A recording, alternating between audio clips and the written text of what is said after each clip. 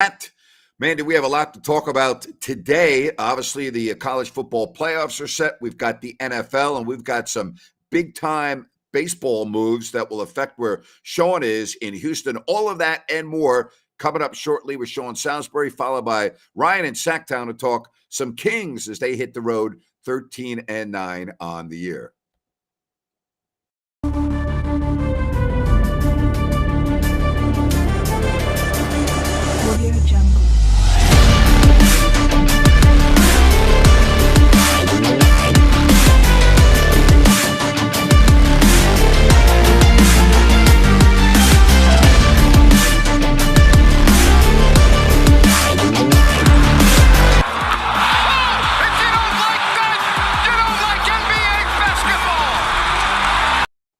And it is great to say hello to Sean Salisbury. And I don't even know where to start with you, but I'd like to go, the most current news where you are. Justin Verlander is going to the Mets. I mean, good Lord, what was your show like this morning? You know what? It happened after we got off the air. So tomorrow we'll knock it out, obviously following all of it. Grant, about 6 weeks ago, I started to tell me, heck, we even talked about it on this show locally, though, on my show about Verlander and what he'd get, what he was going to ask for, Max Scherzer money, right? And when DeGrom left, it obviously cleared it up, which helps with Bruce Bochy and DeGrom and with the Rangers in Arlington. Even though they've struggled, they've got about $1 billion invested in about three dudes there, and so Boch is expecting something. With Verlander at $43 million a year, I was saying on my show for 6 weeks, I said he's not going to take anything less than Max Scherzer money after a Cy Young year. He's just not. They're around the similar age, and they know each other, and he wants that kind of money. And I said, look between 2 years at the $90 million, and he got 43. And I know some people, and I understand why Jim Crane didn't pay it, and I understand why the Mets did, And so if he and Scherzer are healthy and go through the season, then the Mets got themselves two damn good pitchers at the top. But you know what? It's ironic, Grant. They're not panicked here. Hunter Brown, Christian Javier, Lance McCullers, why am I losing? Framber Valdez, Garcia, Urquidy. The truth of the matter is they felt that keeping Verlander's a luxury. I'm talking about fan base and the rest. If you keep him, the Cy Young guy, great. But now you free up some other things. I already got Abreu on the books, and so we'll see. And anytime you lose a Cy Young guy, but it'll be crazy on they'll want to talk more about that than obviously the Texans tomorrow. That's for sure, Grant. Absolutely. And of course, the Dodgers are losing Turner to Philadelphia. We'll talk about that in a little bit. Defensively, boy, the USC Trojans, I mean, that had to make you sick watching that game on Friday night. It did. And you and I had discussed it. That was my biggest concern. Can they physically keep up with them? And can they handle the line of scrimmage punishment? And it started out, I was thinking, Grant, and I know it's a long game because Kyle Whittingham's so good. Started out, I'm like, okay, this is going to be fun if this continues. And then slowed the quarterback down with a little hamstring injury. And then next thing you know, 44-7 was the response after being down 17-3. And that down there when they had to settle for a field goal, Grant, then they got the ball back. And they went for it on 4th and 8 and missed out. And then Utah ran roughshod over them the rest of the game. That's my concern. And until they get more physical on the defensive side of the ball and on the offensive line, SC will look great doing it, but they'll get beat by teams like Georgia and Michigan and Utah in the Pac-12. So hell of a year by the Trojans. I couldn't be more proud. We didn't deserve to go. The Utah was better than us, beat us twice with the same game plan, physicality. They whooped us this time. And when you get beat like that, you don't deserve to go. And I think Kyle Whittingham is the most underrated coach in America. And I think he's the second longest tenured, if I'm not first or second longest tenured Division I as well. We just weren't a great quarterback, great offense. We just don't have enough physicality to stop offenses that can match us, and that would have been a problem in this game, and it was, or anywhere else they went to the Final Four. The 4 teams that were supposed to go are in. USC didn't deserve it. You don't have a problem with the way the Final Four came out, correct? Sure don't. Listen, I understand when people say, listen, if you and I all of a sudden they told us that we're going to have a 16 that Alabama's playing TCU to see who goes in. Regardless of where I'd pick Alabama if I had to bet $10,000 one way, but that's not the process of this. The process is taking care of your business throughout the year and winning. You got beat twice, and I know they were close games, but TCU went to and without going to a conference championship. How do you get rewarded by not going to a conference championship with 2 losses, get to sit back and put your hands behind your head? Well, TCU's got to put their asses on the line and put their balls on the line, and then they get beat in a walk-off OT extra point, field goal, should I say. And there was a third down call that I don't know why it wasn't reviewed. Looked like could have been a touchdown too for TCU. I'm not taking anything away from Kansas State because we knew they were too, just like Utah. Tough as shit. Yep. They're the Big 12's version of Utah, and maybe not as athletic, but I'll be damned. They compete. And so I have no problem with it. TCU deserves to go. Alabama does not. As much as I love them, hell no. They do not deserve to go. No. So 2 losses and not playing in your conference championship and get beat on a walk-off field goal in overtime against a 10th-ranked team in the country, there should be no argument. And there's no argument that Ohio State went ahead of Tennessee and my Trojans as well. Yep. They deserved it for sure. All right, we have a lot to talk about in the NFL from yesterday. We need to start with San Francisco. Garoppolo obviously done for the year. So Brock Purdy is the man. First of all, that game, the first play, and you're like, oh my gosh. The first play, you're like, wow, here come the Miami Dolphins. You know, before you even get settled in your seats, it's 7-0. And then Garoppolo goes down. I mean, the Dolphins got real issues now at offensive tackle, and do not discount that. But let's just talk about the magnitude of what happened in that Niners-Dolphins game yesterday, Sean. Well, it leaves a little question. We know the Dolphins are still physically and in the run game and in protection right now. They're a step behind a little bit. The reason why Tua's got to get it out so quick, you saw, right, Grant? Yep. And on that first game, I can remember going on San Francisco last week on a show, and they asked me, what's the key?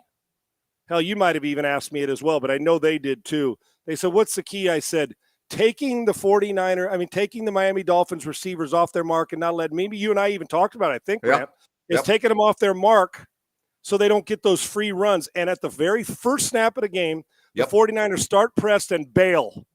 They bail out. Don't get one hand on the receiver. Boom, slant. Sherfield hits him with a quick slant, a wraparound quick slant. Guy takes it to the house. Right there, you're thinking, you better change the way you pressure them. Well, the rest is history. The 49ers took care of their business, got a couple turnovers, and Brock Purdy came in and did an out. It's a bummer because I hate this for Jimmy. He was playing so well, and now people are going to say, well, he's hurt every year. You're going to hear those things now, too. Come on. It just sucked. Yes, it sucks. I mean, that's not like it's a nagging hamstring. It was an unfortunate injury, and I feel horrible for the guy. Now we're going to see. Think about this, Grant, when this season started. Yeah.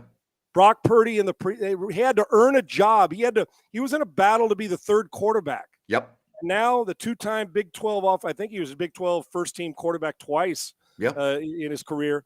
Last guy drafted. Now it's thrust upon him. It's his gig this late in the season. Can't expect somebody to come in and learn a new offense. No. With 25 at 37. He's got a lot of Jimmy in him. Ball comes out. He's been well coached at every level. And now they're going to put trust in him. They better run it and keep playing defense. But he, along the way, is going to have to make some throws like he did yesterday to win. I'm not burying them because Jimmy's out. I'm going to give Brock Purdy the chance to prove to me that he can or can't. But it is a step back just on experience alone, Grant. We know that. I learned being a Giants fan in the 86 season, the January 25th, 1987 Super Bowl. Phil Simms went down against Buffalo in the exact same week in December, and I thought Giants are done, and Hostetler took them to the Super Bowl. Giants, somewhat similar to San Francisco because the Giants had a great defense, all right? The Niners have a great defense. And so we're going to go back to, you know what it's going to be, Sean. Just go in and don't make mistakes. Manage the game. Trent Dilfer, Baltimore Ravens. I think Purdy might be better. But the point is, Sean, now they're going to ask him, just don't turn the ball over. You've played this position all your life. You coached this position. Reading defenses, the biggest obstacles. Talk to me about what Purdy's going to now face as teams get now film on him, they break him down, and he moves forward. And you make a great point. I saw what they said that, Purdy was going to be QB, the backup behind Lance. He was, but when they got the right deal for Jimmy, he's been the third quarterback. And he had to fight and scratch for that in the summertime. But kudos to him. I know the guy who's trained him since he was in high school, Grant, in Arizona. Out in Arizona, and he raves of his, good mechanics, but also smart, quick study, all those things that I think we can see that he came in there and threw 37 times, didn't miss a beat, played pretty damn good. Here's the deal. First off, I pray that Kyle Shanahan does not send the message that you just said that's probably what they're – and you're right, that they send the message of don't turn it over, just manage the game and the defense will take over. Just don't get us beat. That's such a fucking negative connotation. I don't want that. I know what you're saying, but as a guy who started and been back to, Denny Green was great. He never said, here's what, and I've learned this over the years. I spend less time telling my quarterbacks and people I'm around, I spend less time using the word no and using the word, well, you did it great there, but let's see, I think there's a better way to do it. Denny Green never once said, just don't lose it for us. Brian Billick never once, when he was my coordinator, when I come out and said, and we let it friggin' rip. We did the exact same thing. He never once said, just don't turn it over, play it safe. Hell, he said if it's there, let it go. And Denny, the only thing Denny ever said that was even towards managing a game but never said it like that was just drive the bus. Drive the bus, man. Get us there safe. Sometimes you got to make a detour, whatever it takes. That's what he wanted. So I sure as shit hope they don't send the message of, hey, Brock, don't throw that negative stuff in his head. Tell him, 1, we're going to put everybody around you to give you a chance at success. 2, we're going to give you an opportunity to do the same things because we trust you. And 3 is, dude, don't you dare play scared. We're here to win. And I would tell him, dude, you're going to have to make throws like Jimmy or like Patrick Mahomes. You're going to have to make a few of those the off-schedule plays and out-of-character plays other than just managing a game and trying not to lose. Because I'm going to tell you, everybody I've ever met that played scared, you will not win. You would, because eventually, and I'll tell you what happens, Grant. The second part of your question on tape, what they'll know is they'll start. These defensive coordinators are smart. They'll start to say, 70% of the time they like to work this side. He's good in the pocket, but if you make him take a second, whatever it is they see in him. Yep. The key for him is to never mentally get behind. Physically, you're going to make mistakes, but be able to get out of bad. Here's the biggest key: keep me out of bad situations and get me to a better one. Meaning, if the post isn't there, give me the check down. We'll take 7. If the post is there, put your damn foot in the ground and let that bitch rip. And we'll deal with it afterwards. The guy who's hesitant and takes out one extra, well, can I pull this? Boom, ball's tipped, interception, you're done. You keep an eye on how aggressive Kyle is. He was aggressive yesterday, and how aggressive Brock Purdy is. My message, if I was sitting in that quarterback room to him, is keep studying, doing what you're doing. People are going to get more on him because more tape. But the counterpoint to that is, well, they still got to deal with all of our formations and stuff, and ask him stay out of his weaknesses. Don't call plays he doesn't like. Put him in a position to be successful.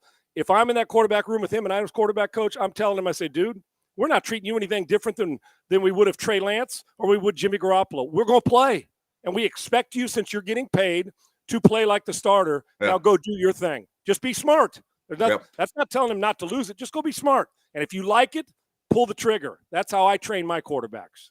That Hostetler came in for the Giants. I made a mistake. It was 90-91. I should know, because when Matt Barr kicked the winning field goal against the Niners at the stick, I was standing underneath the goalpost and the ball went right over my head pretty much. All right. So do we need to have bleeps on? Are we supposed to have bleeps on here? Fuck no, we don't have bleeps. Okay, yeah. Now, there ain't going to be any bleeps. If you don't like, if you can't handle a shit or a fuck, then you're at the wrong button. There you you're go. on the wrong stream. We love right. We love the support, but you're on the wrong stream. All right. Being at home is one thing. I know he played in the Big Ten. I understand, or the Big 12. Where he went was Iowa State. He was at, right? Purdy. Right. Yep. Okay. So he's been on the road in some big stadiums. What about an inexperienced NFL quarterback now going to play next up in Seattle, or, on the road in January in a place like Philadelphia, or in a place like Minnesota? What are the obstacles that a quarterback would face with that? Well, you're going to go on the road. We use a lot of hand signals now anyway, Grant. The game's changed. People are on the clap and the silent count a lot of times, so that shouldn't be a problem. Listen, it's like anywhere. I'd be a damn liar if I said going into Philly was the same as me getting to play at home in front of my home crowd, or going. Of course, it's going to be different. The key is, and I know this sounds crazy, you have got, although it's not the same game, it's going to be hostile. The best way to get it done is get completions, and the crowd's never a part of it. And the crowd, listen, they're going to go with the ebbs and flows of the game. The game. The key here is for him is don't give the other team the short field. And what happens, Grant, too, as a backup, and I hope that Brock is in this mindset, that you come in a game, you want to do all the things the starter did, but what you can't do is try to be a hero. Do you make sense? You don't want them to have to change the offense wholesale because all these weapons you got, you want to still maximize it, but you do not want to be a hero. And the problem, sometimes you want to go and improve so bad that you belong, that you'll throw a ball that you damn well know you wouldn't have even thrown in practice. If he'll eliminate those, going to Philly, going to a hostile environment somewhere else in the NFC, Seattle, like you said, okay. And a matter of fact, go there and deal with it as early as possible, and you're going to get that play. But it's for everybody. It doesn't matter if you're a veteran or not. So obviously experience and the way they see you. But he's been in big stadiums. He'll go on the road. It'll be different. The key is get early completions and calm yourself down and just realize what did Gene Hackman say? The rim's the same height in Hoosiers, right? Yeah, so it's the same damn height. You measure it, took it back. And so it's just football. I know it sounds simple, but the key is take all that emotional shit out of it and focus on playing quarterback and getting your guys in position to be successful. That's his job. 49ers defense, again, proving, and again, we cannot discount the offensive line of Miami. We just can't. Anyone that's doing that, I mean, all you got to do is look at what Kansas City did in the Super Bowl when they played Tampa without their starting tackles. It makes a significant difference. It makes a huge difference. But with that said, this 49ers defense is going to keep them in games. They're just too good not to. Yes, Grant, and you're 100% correct. And that's the great thing about this. That goes back to not having to be a hero if you're Brock Purdy. You don't have to. Right. Shit, you may win you're going to be in a 17-13 slugfest, and you may be in a 40-10 ass kicking because you're playing out of your mind. So it's not the same. It's different. It's pro football. But damn, think about all those times you were playing against big time teams in the stadium, 80,000 going crazy. Yep. It's no different other than now you're the man. And you know what? Sometimes you just got to act like it. And they will, Grant, though, the things defense teams are going to try to find out in the next couple of weeks is, and they're going to be watching closely because of that defense and know the 49ers are going to be around when the postseason comes, is he a guy that likes to handle pressure better? Can he beat man coverage? Or is he a guy that gets through his reads better, so we got to pressure him? They're going to find out. Listen, they're going to see blood in the water. He's a young guy. They're going to find out where his weaknesses are. That's just what defensive coordinators do. The key is staying out of them. And here's another advantage is you got all these friggin' weapons. You cannot stop being on the attack if you're Kyle Shanahan. Reverse it. Flip the script and make the defense have the ones to adjust to your tempo, which I think Kyle will do. Do not play scared. If you play scared, they'll be eliminated early in the playoffs offensively if they do. I want to thank New Works Plumbing. They are awesome, locally owned for over 20 years. Just go to sackserviceplumbing.com or call the number on your screen. New Works Plumbing, they've got a fix for you no matter how large, how small your plumbing problem. They've got a fix for you. Just go to sackserviceplumbing.com. Sean, with that being said, when I look at the NFC, I just can't right now today, until I see more of Brock Purdy, put them ahead of Philadelphia, Dallas. I'm still not like in love with Minnesota, but I don't know about San Francisco going in there, although defensively I think they would be okay. But I'm not ready to go there just yet. I need to see more of him before, if I'm a Niners fan, because before Garoppolo got hurt, Sean, they were my pick to come out of the NFC. I thought they were the best team in the NFC. I can't say that anymore. Agreed. Even with all these weapons and when they're 100% and when they're healthy, it's just you have to. I mean, listen, if we do it, we'd be pandering. I understand why 49ers fans say we're not going to miss a beat. I don't give a rat's ass. It's the 49ers. Our defense will keep us in it. You're going to run into a team that's going to score 28 points on you. At some point in time, somebody's going to hit a big – hell, we thought it was going to be big in the AFC with that opening touch score, and the 49ers adjusted. So for me, I'm with you. The Eagles have to be. The Cowboys have to be. And then you probably got to put the Vikings there too, simply because they've got a roster that's pretty experienced and a quarterback who's been around longer. Even though you may not trust him, you're still in the pecking order now. Now, 3 weeks from now, Purdy still does this. It's like, got you. I think overall, defensively, but the great equalizer, I mean, there's talent. But Niner fans are going to say, of course, we're better. And they may very well be. But you're right. If you're looking at it fairly, you got to at least take a hesitant step back for the next couple weeks and see how does Purdy – it's one thing coming off the bench, Grant. I've been there where that nobody expects anything from you and you're kicking ass. Then to prepare as the starter and you get 2 or 3 or 4 – now it's his team. Then there's a different mindset that sets in. If he handles that, I have no problem putting them back where they belong. But the fact that it's at the most important position in football, it's going to be – people are going to tread lightly to find out where the 49ers offense is going to go with this. Sean, based on your comments to me last week about Deshaun Watson, I would gather that you were surprised at how poor he played. Yeah, Grant, I told you I thought that I didn't think it looked like 700 days of being off. it looked like 730 days of being off. He was throwing balls that I'm talking about guys right in front of him slamming it into the ground, and his accuracy was off, and his arm strength didn't seem as explosive, right? When he went when he didn't set his feet on the run, he hit a couple throws and made a couple good runs, but yeah, he's going to get better. They were fortunate that the Texans threw a pick for a touchdown, a fumble for a touchdown, special teams, because if not, the defense of the Texans actually showed up and played pretty good. Watson, if that was a Watson you're seeing a year from now, you're going to say we got fleeced in a trade. It won't be, but I was shocked. I thought it may look a little rusty early and then he'd get into the flow. He was rusty the entire game. They were just fortunate to play good football. Now, you don't want to go 3 or 4 weeks of this. Now, winning's fine, but Jacoby Brissett played good football, so you're telling the team that Watson's been out for 700 days, but we're committed to him, even though some of those guys trust Brissett as well. He's been the ultimate pro. We'll see. I was shocked that it looked like 700 days because I know he's a better player than that, but it was rough. They were fortunate. Their defense and special teams showed up yesterday. All right, I want to talk to you about the Giants-Washington game. I don't know if you saw this, but this was a very critical point in the game that ended in a 20-20 tie. Giants were up by 7, okay? They get really good field position after stopping Washington, and Daniel Jones throws a ball to Darius Slayton on the Giants sideline that goes for 12 or 13 yards, and it's a first down, and now they're in field goal range. The center for the Giants, Feliciano, runs over, okay, because Slayton broke a couple of tackles to get a first down and better field position, and goes like this to Slayton.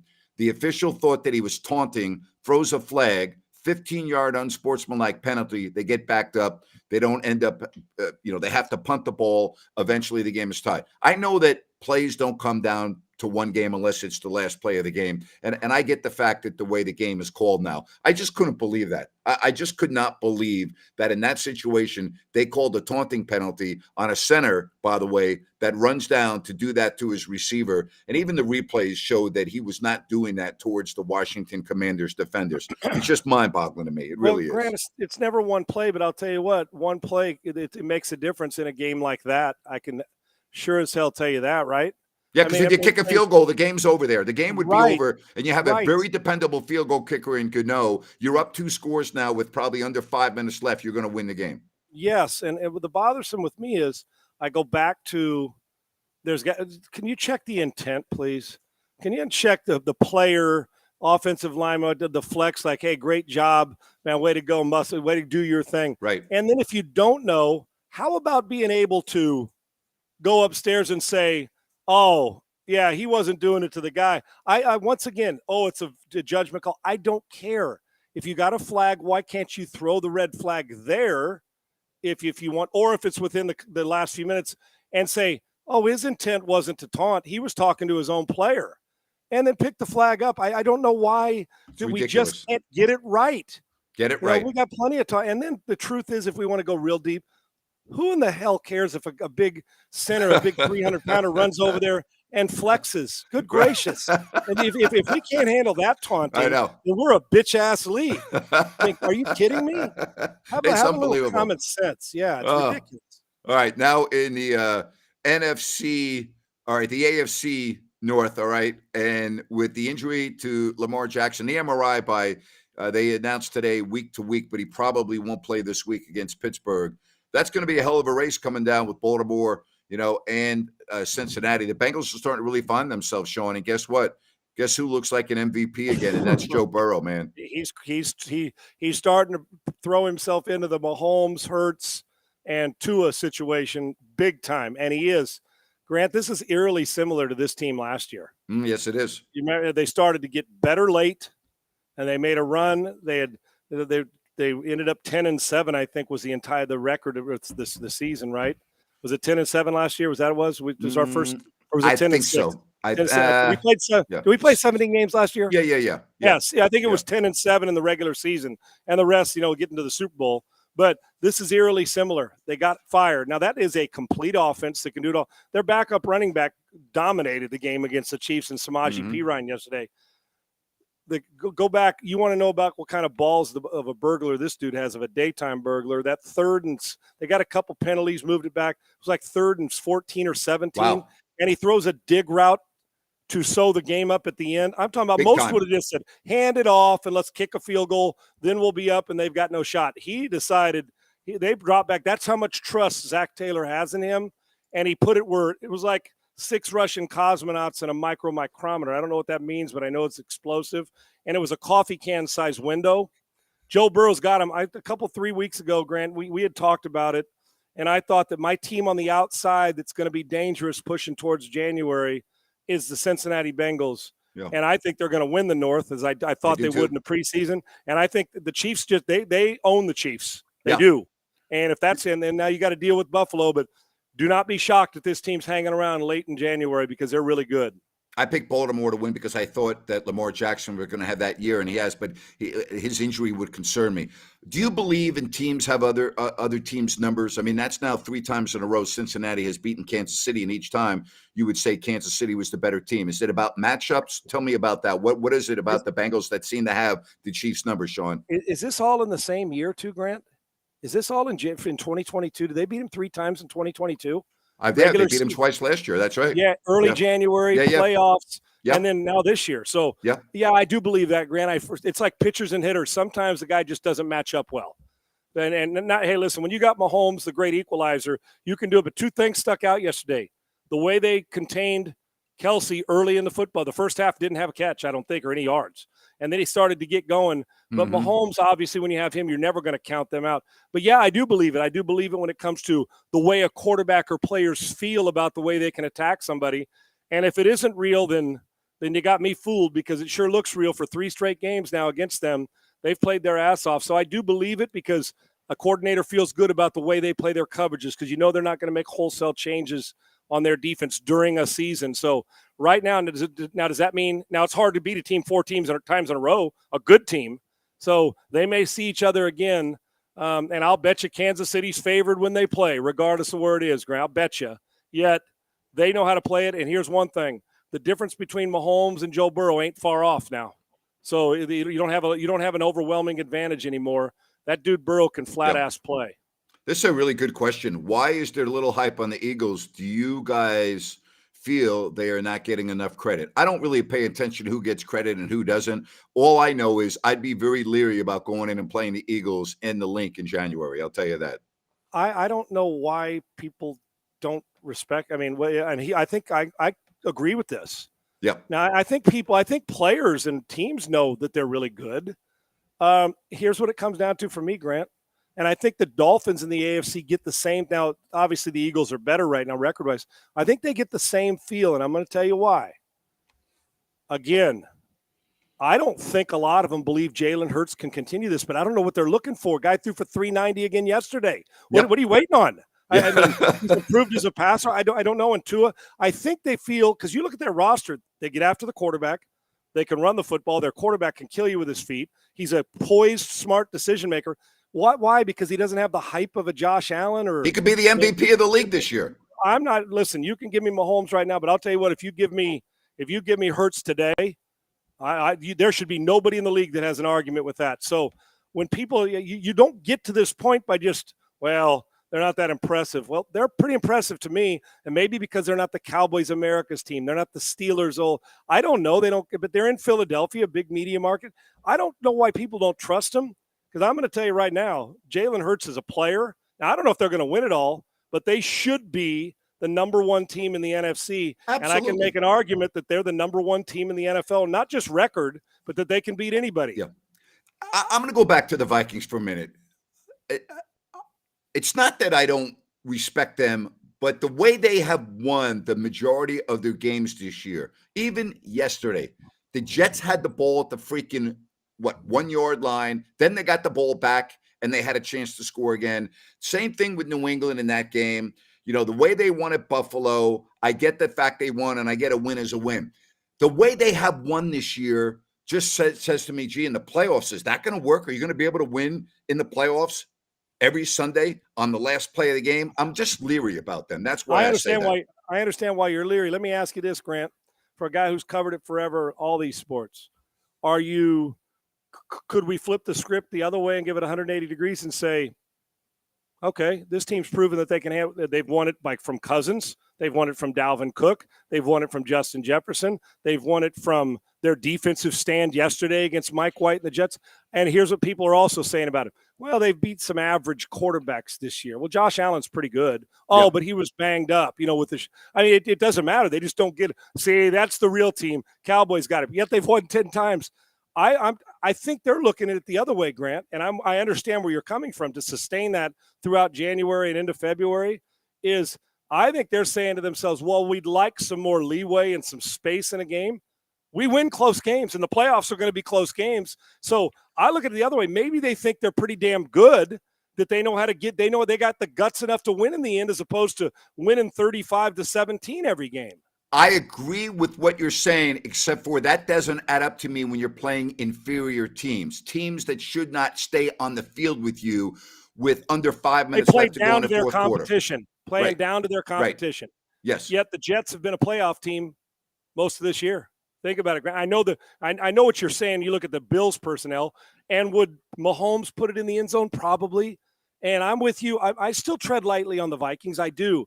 I look at them with trepidation, but damn. I mean, at 10-2, so all of a sudden they win their first play. I'm with you, but all of a sudden they get a stop in a playoff game, and now it's at the quarters, and you're like, damn. Well, maybe something's. What did Bill Parcells say? You are what your record says you are, right? Bingo. So we'll see, but it's a great point by you. All right, so when you look, here we coming down on the stretch drive. Tennessee's now dropped off. They've had a couple of real bad losses. That division is so bad, and that fourth quarter. What we saw with Dallas, that had to be the most bizarre fourth quarter I've watched in the NFL in many, many, many a year.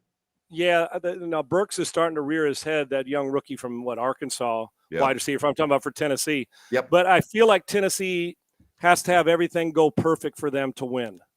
I think now listen, like we've talked about, I think they're as tough as any team in the league. They're, to me, like the Utah equivalent in the NFL. They're going to make you in a fist fight. But like you mentioned, the Vikings win in close games.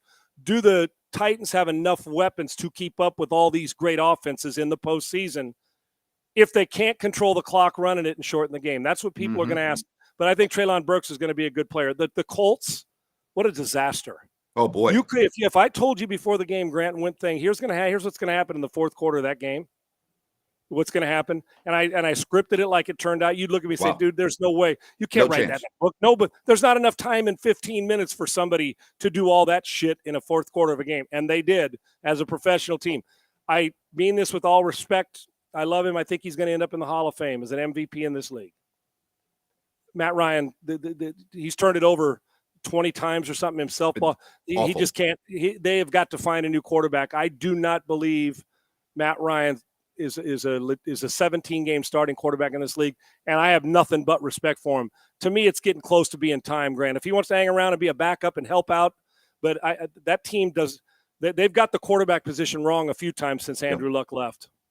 All right, so this may be an absolutely ridiculous analogy, but what's the difference between the Vikings season and the Raiders season in terms of all the games that the Vikings won or the games that the Raiders lost to put them in such a hole? The Raiders were in the lead in almost all of those games, lost the game in the fourth quarter. The Vikings were trailing in all those games and won at the end of the fourth quarter. So and I'm looking at the Raiders now. We're starting all of a sudden win games, and I'm looking at the way they lost their games in the first month and a half of the season. Again, they lost their games the exact same way the Vikings were winning their games. And the difference is one of them found a way to close, the other didn't. Both of them with brand new head coaches and Kevin O'Connell and Josh McDaniels. The one team adjusted quicker and finished better. The other team's taken a while. But I'm telling you, the Raiders are now becoming a dangerous team. Outside of the quarterbacks in this league that are the MVP candidates, Josh Jacobs and Justin Jefferson are the offensive players of the year not named a quarterback. Both of them for those two teams. So, I looked during the game yesterday, and Devontae's picked it up. I thought, what kind of year has he had? And I looked at the numbers, like pushing 80 catches, 1,200 yards, and 10 touchdowns. I'm like, what? That just goes to show. And now he started to pick up the tempo.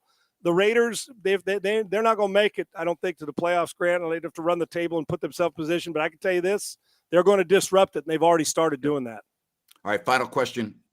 Do the Niners go after Baker Mayfield? And my question is, I've watched enough of him to know why would I want Baker Mayfield now? I don't. I personally, I would say no. But what do you say, Sean? Well, I know you got to think about experience as you go down because the guy's had 4 years as a starter in the league, 2 of them good, 2 of them not good. Rookie year good, second year bad. Third year had him in the playoffs against Kansas City, and when Mahomes gets hurt and Chad Henne makes that run, they got him dead to rights, and they lose it. Fourth year he wasn't good, and now he's getting cut from Carolina. And here's the one thing: if you want experience, he can come in and learn. And if he just doesn't disrupt and supportive, at least you got a guy who's been in big games. I get the experience part. As far as bringing him in to start, oh, hell no. No. Absolutely not. And No. the 49ers do a lot of complex stuff. We're down to the final month of the season and then the playoffs. Can he learn it fast enough to be the guy? No. If he wants to come and they like him to back up because he's experienced, I get that part. But you're not going to keep him around to muddy the water next year when you got Trey Lance and Jimmy Garoppolo coming back and Brock Purdy if he finishes this well. I get the experience as a starter and challenging Purdy. Absolutely not. Right now, Purdy's a better player. Hate to say it, but he is. No question. Yeah. All right. Have a great week, buddy. I'll talk to you Friday. Thanks, bud. Appreciate you. Thanks. I appreciate you too. Good stuff right there from Sean Salisbury. Before we talk with Ryan in Sacktown, I want to tell you about Fosters and Paws. They are a group of passionate animal advocates, and they work hard to save lives. Now, they primarily focus on vulnerable dogs in shelters. And the nice thing is they do look at every family and every animal as individuals. I mean, the love is unbelievable. They also believe that teaching children at a young age how to treat animals with respect will have lifelong benefits. They're looking for adopters, donors, and fosters. And to learn more, just go to fostersandpaws.org/adopt. That's fostersandpaws.org/adopt. All right. The Sacramento Kings begin a 6-game road trip in Milwaukee. Ryan in Sacktown. How are you, sir? Hope your weekend was good. Doing great, Grant. Weekend was awesome. How you doing today? I'm doing good. 13-9 as they hit the road. So they've got the table set pretty good with a road trip. You know, maybe their most difficult game, probably not even maybe, is the first game at Milwaukee. Yeah, certainly is, Grant. Milwaukee, this is going to be a really tough one for the Kings. The key to this one's going to be the starters keeping up with the starters.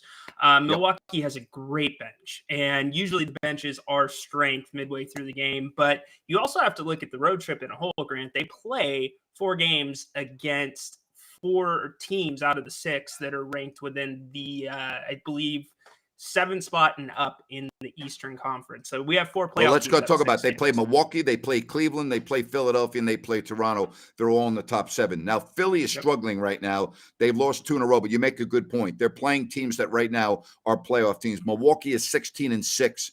And here's the other thing about Milwaukee. They're 11-3 at home. They're very, very good at home. They're excellent at home, actually. I was looking at the rankings, and they have the most fans attended this season at Fiserv Forum, so they have a good home court advantage. Loud, much like Golden One can get, and it'll be good. It's another measuring stick game, Grant, and you also have to look on the road trip. They play 3 and 4 nights on the back end. That's tough coming off the first 2 games of this road trip. You know, that's a very good point. Absolutely. And, we look at the Kings right now. Again, we talk about the health of their team. I just think that is so important. The health of their team is that jumps out at me. They're really, again, I hate to keep on harping on this. They're the only team in the league that I can think of off the top of my head that hasn't had an injury yet. That's pretty amazing. Yeah, well, we all held our collective breath when Sabonis hit the floor at the end of the Bulls game. Because that would have been disaster mode for the Kings. Oh, boy. But, yeah, it's pure luck. Let's hope that stays up. The Bucks will be getting, or it looks like they'll be getting Chris Middleton back tonight against Orlando, which likely he will be in the lineup against the Kings. That's going to be a good matchup for Milwaukee against. And actually a good test for Keegan Murray. Let's put it that way. I'd like to see Keegan on him. Probably Harrison will be the first one on him, but I'd like to see how he plays on him. All right. Again, I will be on here after the game Wednesday night when the Kings open up that 6-game road trip against the Bucks. But the Kings, their numbers look good. They're getting better, as this text says from Talking Kings. They are. Their numbers are improving as this season goes on, and that's very encouraging to look at the big picture. Yeah, absolutely. You want the graph to go up, not down, unless we're talking about turnovers. But in that case, they are improving. They're gelling. We're seeing improvement in the areas where we want to see improvement slightly each game, and we want that to continue. If it does, we're looking at the playoffs. Didn't the Lakers just beat them? Yes, they did, but the Kings don't have Anthony Davis. And right now, Anthony Davis is playing as well as anyone in the league. The Kings don't have an Anthony Davis on their team. As good as Sabonis is, he ain't Anthony Davis, all right? Anthony Davis is playing like freaking Superman right now. Yeah, you know?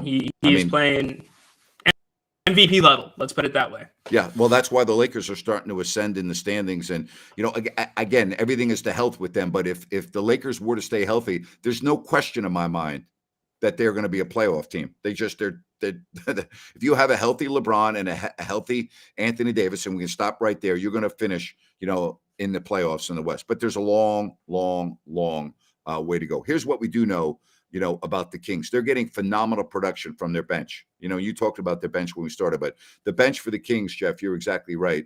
It is like the old bench mob. They've been incredible. It is. Yeah, no, they've been great. And that's why I'm so excited about this. This is going to be a big test for them. Going up against Milwaukee's bench, you've got Grayson Allen, you've got a ton of guys. You got Portis, George Hill, Pat Connaughton. So, you know, they've got a spark too. And I think that's what makes these teams very similar, minus one big person. That's Giannis Antetokounmpo. Well, I can't even say it. Giannis Antetokounmpo. Antetokounmpo, excuse me.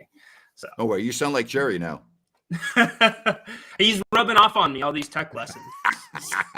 helping him out and getting on the air every Wednesday. He's rubbing off on you, huh? Yeah, That's how Jerry would announce Antetokounmpo. That you just imitated Jerry perfectly. Awesome. I guess he's giving me speech therapy lessons now. So. Oh my God, I love it. All right, sounds good, Ryan. Looking forward to that, and I'll be on Listen Up in a little bit. We'll talk more about the 49ers and everything else that is going on. So enjoy the rest of your Monday, sir. Thank you, Grant. Hop into the barbershop right now. That's good stuff. Oh my gosh. So anyway, the Kings hitting the road. And again, I will be on right after the contest on Wednesday. Let me give you the schedule here. All right. I know you have it, but I'm going to, run it down anyway when you look at the Kings. So they go Milwaukee, then Cleveland, at the Knicks, at Philadelphia, next night at Toronto, and they wrap it up at Detroit. All right. So those are your 6 games: Milwaukee, Cleveland, New York, Philly, Toronto, and at Motown. All right. There you have it. Going to be a lot of fun. I'm going to try to do as many post-game shows as I can. All right. I'm going to try to do as many post-game shows as I can as we watch this team, again, get better and better as the season goes on. And Jeff said brutal schedule. Not really. I don't agree, Jeff. I don't think it's a brutal schedule. I think Milwaukee is a difficult way to start a road trip, but the Kings can beat every team, including Milwaukee, if they play up to their capabilities. So I don't know if I would agree with that. I don't know if I would say it's brutal. All right, someone asked me, who do I have tonight in the game? I'm going to go with Tampa. I think I can't take New Orleans seriously, even though they have seemed to have Tampa's number. I would take the Bucks. All right, so here's the deal. Listen app coming up in a couple of moments. All right, and then I'll be back here with Jerry Reynolds on Wednesday. All right, in the afternoon at 3:00.